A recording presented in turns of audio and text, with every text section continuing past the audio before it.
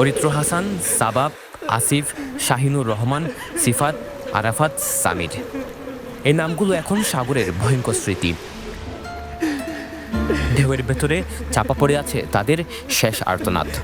এখন এক একটা নাম মানেই এক একটা মৃত্যু, এক একটা না ফেরা শূন্যতা। যে কোনো মুহূর্তে হোক, যে কোনো অবস্থাতে হোক, আমার ছেলেকে ফিরে পেতে চাই, আর কিছুই চাই না। নীল আকাশের নিচে নীল সাগর দেখতে যতটা শান্ত, ভেতরে ততটাই হিংস্র। এই সাগরের শান্ত ঢেউ কখনো পা ভিজিয়ে দেয়, আবার মাঝে মাঝে এমনভাবে পুষে উঠে দূরে পালাতে হয়। প্রতিদিন হাজারো মানুষ আসে এই সাগরে, কেউ আসে আনন্দ নিয়ে, কেউ আবার শুধু একটু স্বস্তির খোঁজে। কিন্তু এই ঢেউয়ের বুকে লুকিয়ে আছে ফিরে না আসার গল্প।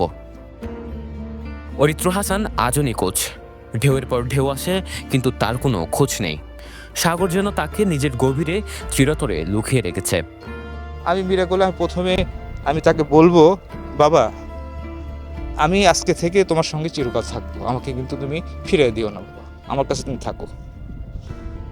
আমি ওইভাবে হাতটা ধরে বলবো যে বাবা তুমি আমার কাছে থাকো, বাবা তোমাকে আমি আর কোথাও যাবো না। তোমার ইউনিভার্সিটির পাশে আমি একটা বাসা নিয়ে তোমার কাছে আমি থাকবো। মনে পড়ে সেই মর্মান্তিক দৃশ্য, এক বাবা আর তার ছেলে হাত ধরে সাগরে নেমেছিলেন। এক ঢেউয়ে হাত থেকে ছুটে গেল সবকিছু। বেশি যেতে যেতে নিভে গেল দুটি জীবন, দুটি পৃথিবী।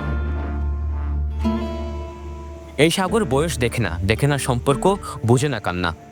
সে শুধু টানে, নীরবে, নির্মমভাবে। তথ্য বলছে 2025 সালে মাত্র এক বছরে এই সাগরে প্রাণ হারিয়েছেন 11 জন, আর মৃত্যুর মুখ থেকে ফিরে এসেছেন 115 জন। 2025 শুরু থেকে এ পর্যন্ত আপনার রেস্কিউ হয়েছে 115 জন, আপনার মারা গেছে 11 জন এ পর্যন্ত।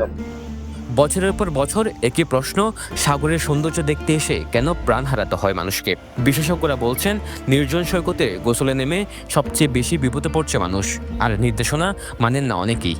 গুচরি আছে, ইনানি আছে, আপনার এখান থেকে আপনার শাহিন বিচ বলে ওটা আছে, আপনার শৈবাল বিচ আছে, বালকে মাদ্রাসা বিচ আছে। এই পয়েন্টগুলো ঝুঁকিপূর্ণ, যেহেতু আমাদের এখানে কোনো রেস্কিউ থাকে না এবং টহরত কেউ থাকে না। বাট আমাদের যে 3টা পয়েন্ট আছে, এটার মধ্যে কোনো আমরা অবশ্যই সক্ষম হই রেস্কিউতে হাত থেকে রক্ষা করার জন্য।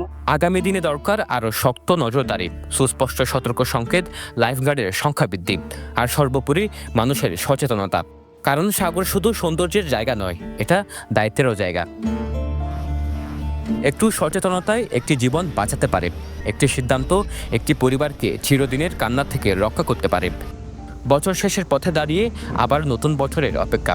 কিন্তু যদি এখনই শিক্ষা না নেই, তাহলে নতুন বছরে এই তালিকায় যুক্ত হবে আরও কিছু নাম। সরোয়া সাকিব, পেনুয়া নিউজ।